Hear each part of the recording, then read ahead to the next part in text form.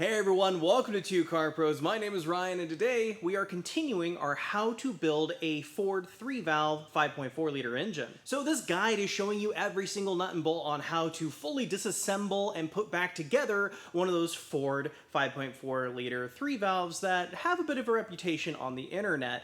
And I'm showing you how you can take yours apart and put yours back together and have a perfectly good running engine by the end of it and saving you thousands of dollars rather than going out and buying a new pickup truck. If you missed the first 10 parts of this series, there's a link down below in the description to a big playlist here on YouTube that'll show you every single step. Today's kind of an exciting day because we're putting our engine back into our truck. We're really in the home stretch here of being able to crank this thing over and hear it roar to life, which is so darn exciting. So not a ton goes on today, just basically putting the engine in the truck and putting the starter on and a couple other ancillary things that have to get done in a correct sequence in order to do that. I also didn't show how to put the transmission onto the engine, which obviously is essential. That'll be a whole nother video of how to replace an automatic transmission on a F-150 of that era. So that's something that is going to be a little bit different. You know, truck to truck, application to application, they did put these 5.4s in a lot of different vehicles. So I didn't want that to be, you know, only bespoke to an F-150. So you're gonna have to wait for that video to come out on how to put an automatic transmission back on there, but it's like every other automatic transmission for a Ford. Don't forget your block plate. Before we go any further, let's go ahead and thank our amazing sponsor, Summit Racing. Summit Racing has been with us for a few years now. We've built 3 or 4 engines with them at this point. They have been side by side with us, giving us awesome parts to put on our engines. I've loved using them for decades, even before they were my sponsor. So make sure you buy all your speed parts from summitracing.com. So the reason we're putting the engine in now is just because when Ford made this truck, they built the frame and powertrain all kind of together, and then they just kind of drop the body down on it. We don't have that luxury here, so we have to put the engine inside of where the hood is, and the hood opening isn't very big. So we have to basically put the engine in not completely assembled. You won't be able to put the intake manifold on until it is inside of the truck. Just like when we took it out, we had to take the intake manifold off just to get it out. So that's something to consider when you're doing this sort of thing. And those little tiny details actually make this doable. Without that, you're not getting the engine back in. So don't put your intake manifold on just yet. Then we can put on our brand new power steering pump feed line. Link down below in the description. Nothing fancy. Just off Amazon. I got the cheapest one you can because it's just the rubber hose. It's not super important. It's not under pressure, which is the big thing. I did transfer my hose clamps over, and I have my hose clamp tool. Alternatively, you could use a pair of channel locks. I do recommend the tool, though. It makes this pretty darn easy, and you can use it in all kinds of different hose clamps. And when you're putting the hose clamp on, just identify where the barb is, which is right at the end of my finger, and then put the hose clamp just behind that, ensuring that it will not leak. And do the same thing for the reservoirs hose clamp. Just make that its way up, like that. Just behind the barb, and release it. And there you go. So let's go ahead and replace our dipstick. I put some RTV on the brand new O-ring. I cleaned it up nice and good. And you know, if you don't want to use RTV, that's fine. Regular engine oil or WD-40 is good enough. So we can just kind of slide that into its home and kind of shimmy it down until it is there. Just like that until it lines up with this bolt hole right there. And then we can replace the fastener to hold that in place. Goes into the head. Mine happens to be a 10 millimeter. I believe this is the correct bolt. And just snug it down. There you go. Dipstick installed. So before we go slinging our engine on in there, I want to go over how we're going to have the chain because it's really important, and if you don't have it right, bad things happen. We want to avoid those things. Now normally I'd use a load leveler, sometimes I call it the tilty thing because it makes things easier, but because Ford designed this truck with a huge cowl, it is difficult to get the tilty thing in there. So what I have done is I've put a nice big thick beefy bolt into the top of the casting here. I don't even think that's used for anything, it's just part of the casting, and I have the bolt down several threads in there, like basically half the bolt is fully sunk in there even with the chain. And the same thing for this portion here on the back side of the casting. And the reason I did this back corner and this corner here, That's important because look, the casting is thinner here than it is here, just ever so slightly. So I want the most amount of metal to hold up our engine. And then I also have the chain coming up and forming a loop with a bolt, so that way it can't just get away from me and go zook down, and that would be a total bummer. You could potentially lose a finger or worse. Don't do it, just do the loop with the bolt here, and we should be ready to put this thing in our vehicle. So before we start lowering our engine down into our truck, now you gotta notice that the opening for this sucker is only from here to here, which is just wide enough to get the engine in here. If you're really concerned about that, you can wait and put your exhaust manifolds on later. It will give you a little bit extra room, but I've taken them out. I've taken the engine out with this on, and it worked totally fine, so I'm pretty sure it'll go back in. The one thing I did take off is the AC compressor that went right here. It's just 3 bolts, 10 millimeters, and you can get that out of there, and it'll make your life a little bit easier. And I don't want to scratch anything up, especially on this super fresh new build. So what I can do is just kind of position the engine as in line with it as I can, and come down a little bit. And go in small steps. We're going to just go a little down, as you guide it in. You're your engine Sherpa. There we go. Down a little more. Okay, stop. Now I notice the other exhaust stud is gonna hook up. There we go. Go ahead and come down. There we go. And go slow. This is not a race, it's not a competition. It's about how it looks and making sure everything's okay when it's done. So go nice and slow. Okay, everything's looking good. Constantly look around. Constantly watch what you're doing.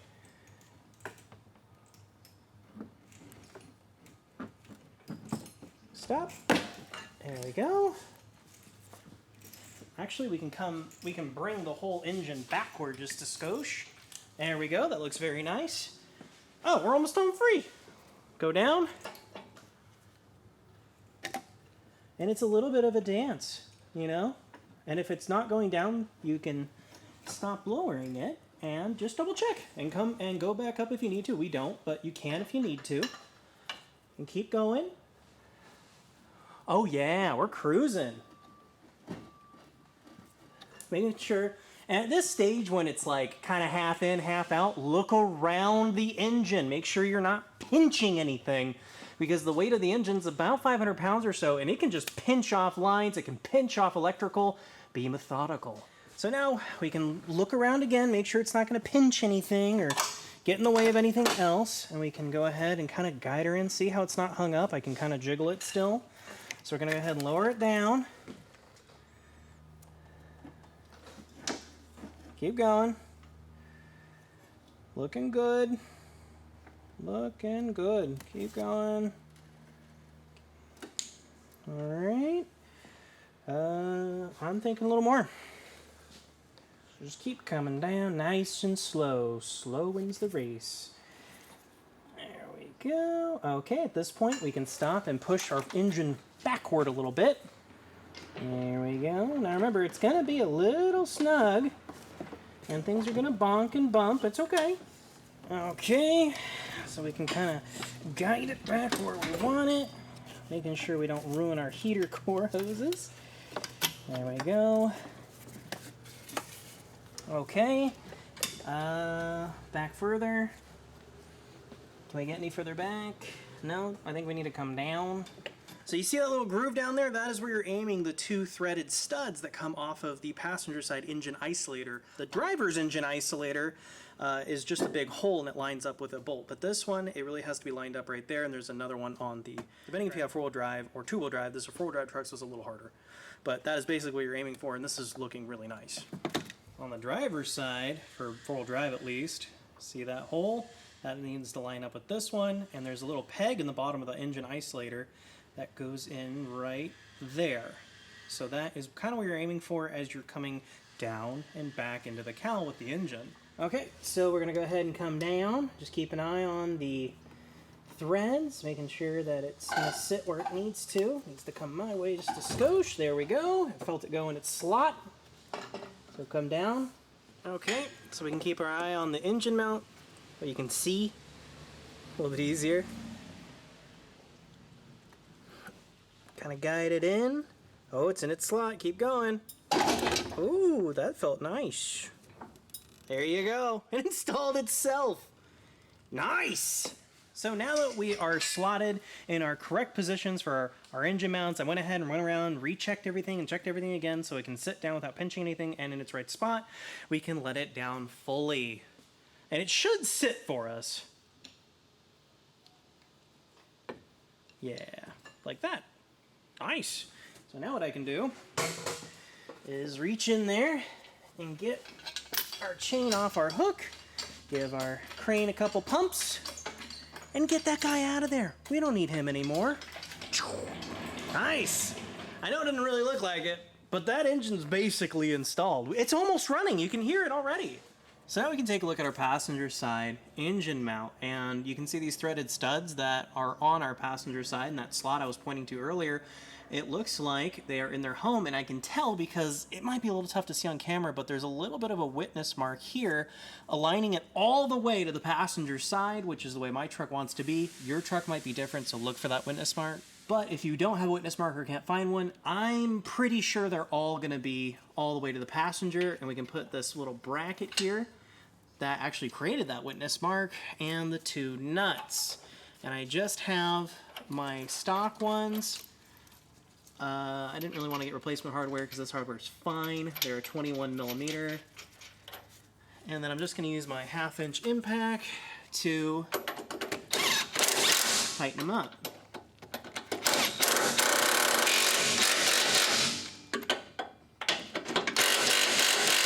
And now I don't have a torque spec for you, but pretty stinking tight is what I would say. So now we're on the driver's side. I'm actually behind the engine. Here's my differential for my 4-wheel drive truck. If you have the 2-wheel drive, it's a little bit different.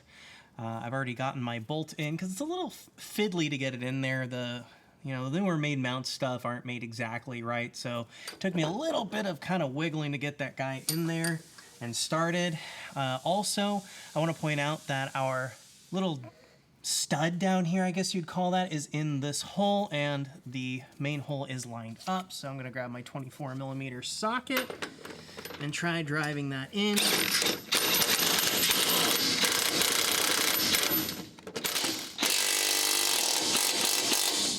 There we go. That is installed, and for a torque spec, I don't really have one for you. It's a 24 millimeter bolt, and it holds the engine to the truck. So again, pretty tight. If you want to get a breaker bar and, really give it some 2-arm tightness, I would probably support that. But with this installed, this means our engine is technically installed and the rest is just accessories. How exciting. So now we can install our oil slinger. Remember this all the way back? And we have to put it on kind of this way so the U is facing towards us. Truthfully, you could do this when it's on the chain or on the stand, but I've always found it's easier to do it while it's in the truck, so it has something really nice to, sit on, so you're not just sitting here fighting against a chain's tension or something. And when you install it, you just want to make sure that the U is facing you, and try to put it on as even as you can. And it is super easy to bend these things so they don't work anymore. They actually make a special tool to put this on, but what I've found is this oil filter socket, and I'm just going to try that.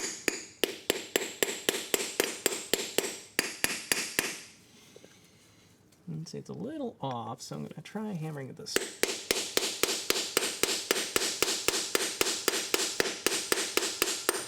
Oh, there we go. That seems pretty good. Yeah, all right. Hold on. It's almost done. There we go. And that's what that looks like. And you want to stop when the top of the rubber U is perfectly flush with the aluminum here, because you can actually push the rear main seal all the way into the crankcase, and you really want to avoid that. You want it to look just like this. So something cool that I will give Ford credit on their design here is when the engine is properly installed, even without the transmission, it will just sit on its perches and kind of do this. So your engine should actually do a little bit of wiggling very easily, just like this. If it doesn't wiggle like this, it's probably bunched up against something, and you need to double check that. So now we can worry about putting on our compressor lines for our AC system. We can see the new O-rings on our new compressor. If you are reusing your old compressor, I fully support that. But what you want to do is get new O-rings. So those green O-rings are actually a little bit special, and they need to be this particular type of like AC approved O-ring because they handle all kinds of different pressures, and the refrigerant can be a little bit acidic and it can eat through like normal O-rings. That's why they're green, to let you know that they're special. And I've put a link down below in the description to a whole set of those guys, and you can just put them on. But if you have a new compressor, they probably come with the new O-rings, and I've already lubricated those with some WD-40. You can also use some PAG oil or something like that. And then I have our replacement lines. These are just my stock lines. All I've done is clean them up. And I've also cleaned the mating surface for them very, very well. So what we can do is just kind of feed it in. And I'm sorry, my hands are going to be in the way. It's just kind of the nature of the beast with this. So I found it helpful to kind of start the bolt and then hook the lines on there, and then I just snugged it down. I'm really sorry I can't show that in real time because the whole thing is just encapsulated by, well, the rest of the engine, the rest of the truck, and the lines. So just take my word for that one and snug it down and make sure that it's perfectly flush as you're going down with it. So let's go ahead and put on our oil filter. I have this unit sent over by Summit Racing. It is a direct replacement for the Motorcraft FL 820. Now that is the OEM style filter. You can take that out of its box and check this out. Look how nice this thing is. Got a nice red seal, black casing, and it's Summit branded, so you know it's going to be good. And we, of course, were sponsored by Summit Racing, and the link is down below in the description to this awesome unit. So what I'm going to do is I'm going to just fill it a little bit. Now, if you're not going to pre-lube your engine, go ahead and fill that sucker pretty darn full and let the paper really soak all that up. I'm going to take some excess engine oil and put it around our seal. I'm just using a 5W20 full synthetic. Doesn't really matter which kind. And just make sure that has a nice film of oil on there. I'm about a third full because it does go on at an angle and I don't want it just making a big old mess. But if you want to fill the filter all the way up, go right ahead. And just like normal, we can install our oil filter. See why I didn't want to fill it all the way full, as it does go on at a pretty aggressive angle, and you'll just end up spilling it all over the place. Just make sure you're not cross-threading that. And then what I like to do is just about as tight as I can get it with one hand like that, and you are good to go, and that racing oil filter has been installed. So before we get too excited and put our transmission on the back of our engine, you'll notice something is missing. Right here is where one of our transmission dowels go, and there's another one on the other side of the engine. Those were removed by me earlier to get the engine onto the engine stand, and I had to weld mine to a bolt and use a slide hammer as a whole thing, and they were just kind of destroyed in removing them. But fortunately, you can still buy them from Ford. I'm sure these go in a bunch of different cars, so these are still made, which is good. That's the part number. If I find them on the internet, I will leave them in a link down below. Otherwise, you're going to have to go to your local Ford dealer. So this is what one of your transmission dowels looks like. You could put these on while it's still hanging on the chain. I actually recommend that just because you have a better purchase on it instead of being jammed against the firewall like we are now. So what we're gonna do is take the dowel, doesn't matter which way it goes in, kind of just place it where its home is. Just kind of get it started, and then take a brass hammer and just start tapping it in. As you tap it in, you'll notice the sound of the hammer change tone. See how it was kind of a high-pitched and then it went to a duller kind of thud sound?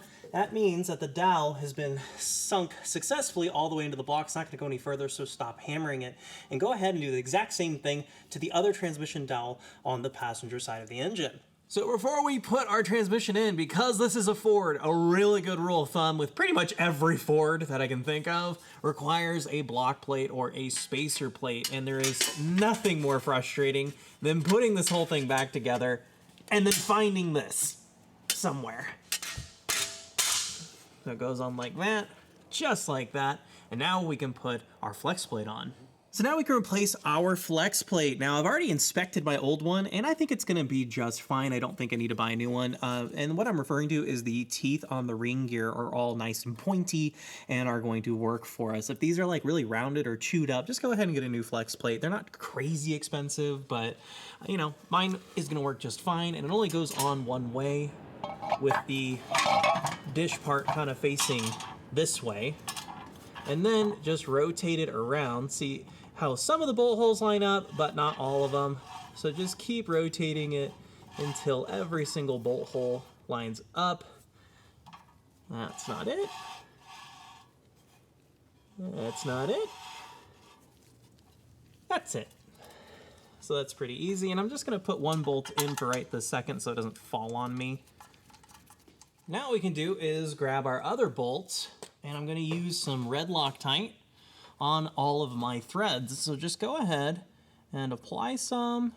You don't need like a ton, just a bit on the threads will be good. Something like that. And then just go ahead and put them in the end of our crank. And go ahead and do that for each and every one of these bolts, including the one I've already put in. I'm gonna take that out and put red Loctite on. So now what I'm gonna do is just run down the bolts, 17 millimeter. And I'm not tightening anything. I'm just bringing them down to touch in a cross pattern.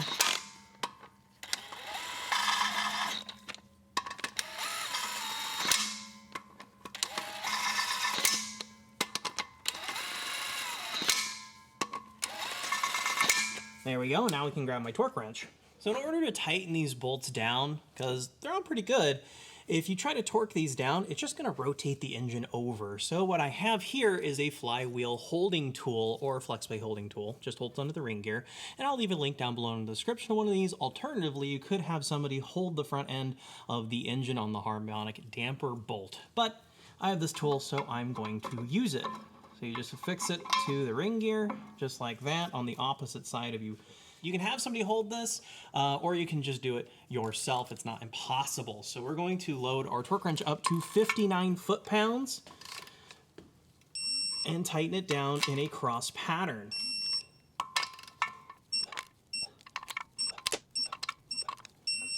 And there you go, our flex plate has been properly installed. So here's our new starter. We can worry about putting that in now. I did go with an AC Delco brand new unit, not a remanufactured unit, because I don't want to deal with taking it back out in the future.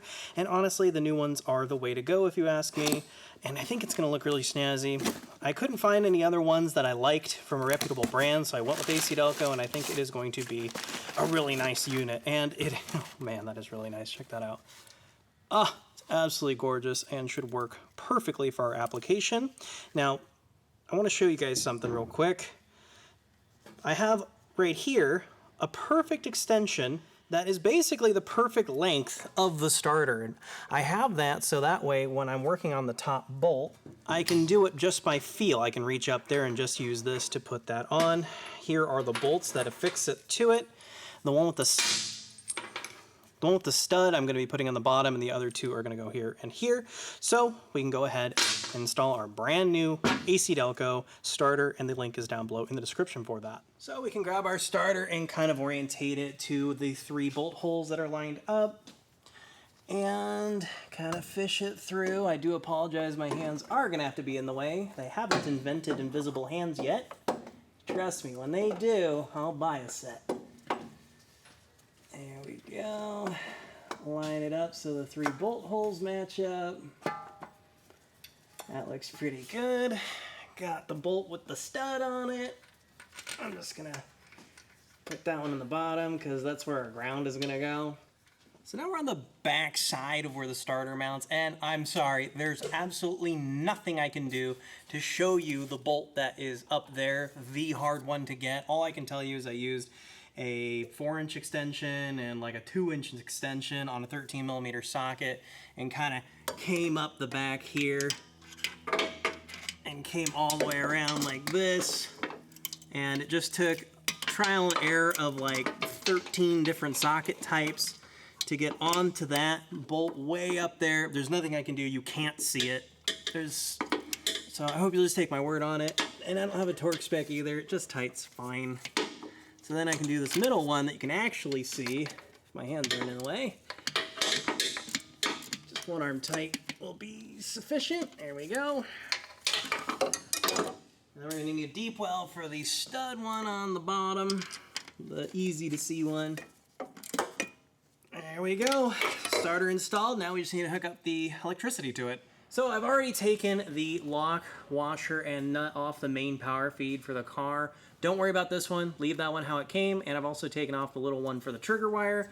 So we can go ahead and grab our big red power cable, this guy right here, and maneuver that up so it is on the starter itself, like that. And if your cable is really corroded or rusty, go ahead and clean that off so you get maximum cranking power. Just like that. Look at that, looks nice. So I can grab a 14mm wrench and we're just gonna tighten that down. And when you're tightening this down, only wrist tight, and I am very serious about that. Don't go crazy on it, because this is just sitting in porcelain, and if you over tighten it and you hear a little go ahead and take the starter back out, it's ruined. So, you know, don't do that. Just wrist tight, just like that, is absolute perfection. And now we can put the trigger wire on. We can grab our trigger wire, that's this little one, and it goes on the little stud. Ooh, dusty. And then we can grab the lock washer and put it on after our wire, just like that. And then grab our nut and put it on the stud. It's a 10mm. So just snug that down too. Just wrist tight, be sufficient.